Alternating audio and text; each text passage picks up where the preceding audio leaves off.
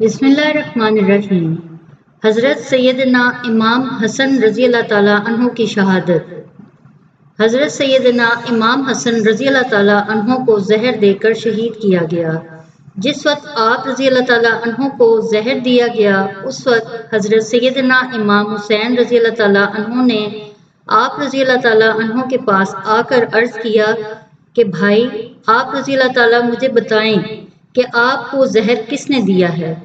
آپ نے فرمایا کہ اگر میرا گمان درست ہے تو پھر اللہ عز و جل حقیقی بدلہ لینے والا ہے۔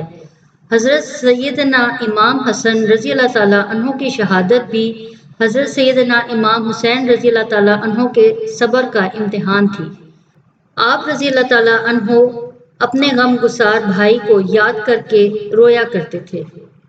حضرت سیدنا امام حسین رضی اللہ تعالیٰ عنہ کے ساتھ حضرت امیر معاویہ رضی اللہ تعالیٰ عنہ کا حسن سلوک۔ حضرت سیدنا امام حسن رضی اللہ تعالیٰ عنہ کی شہادت کے بعد لوگوں نے خلافت کے لیے حضرت سیدنا امام حسین رضی اللہ تعالیٰ عنہ کی طرف رجوع کیا، لیکن آپ رضی اللہ تعالیٰ عنہ نے حضرت امیر معاویہ رضی اللہ تعالیٰ عنہ کے ساتھ کیے گئے معاہدے کی پابندی کو ضروری سمجھتے ہوئے لوگوں کی بات ماننے سے انکار کر دیا۔ حضرت امیر معاویہ رضی اللہ تعالیٰ عنہ کی زندگی کے دوران ان کی بیعت خلافت پر قائم رہے اور ہر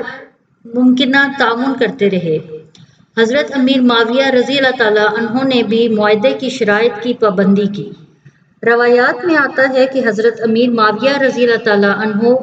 حضرت سیدنا امام حسین رضی اللہ تعالیٰ عنہ اور ان کے تمام عزیز و اقارب کو شام کے علاقہ دمشق میں لے گئے اور وہاں آپ کو مختار سلطنت بنا دیا۔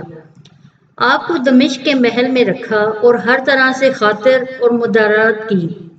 حضرت سیدنا امام حسین رضی اللہ تعالیٰ عنہ جب بھی دربار خلافت میں تشریف لے جاتے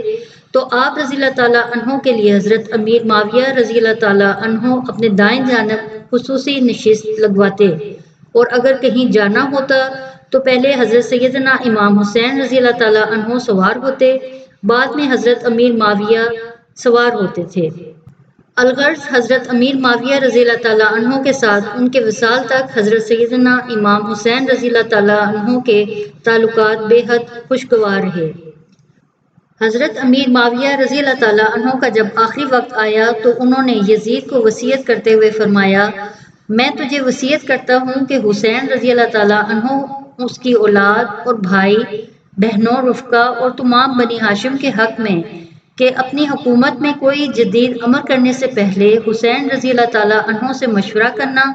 تیرا کوئی حکم حسین رضی اللہ تعالیٰ کے حکم سے بلند نہ ہو،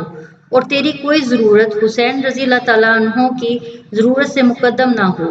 اس وقت تک ہرگز کھانا نہ کھانا جب تک ان کو نہ کھلا لے، اور نہ پانی پینا جب تک کہ وہ نہ پانی پی لیں، اور کوئی خرچ حتیٰ کہ لشکر کا اور اپنے گھر کا خرچ نہ کرنا جب تک ان پر خرچ نہ کر لو، اور ہرگز اس وقت تک کچھ نہ پہننا جب تک کہ ان کو نہ پہنا لو۔ خلافت حقیقتاً ان کا حق ہے، اور اگر حسین رضی اللہ تعالیٰ عنہ کے خلافت طلب کریں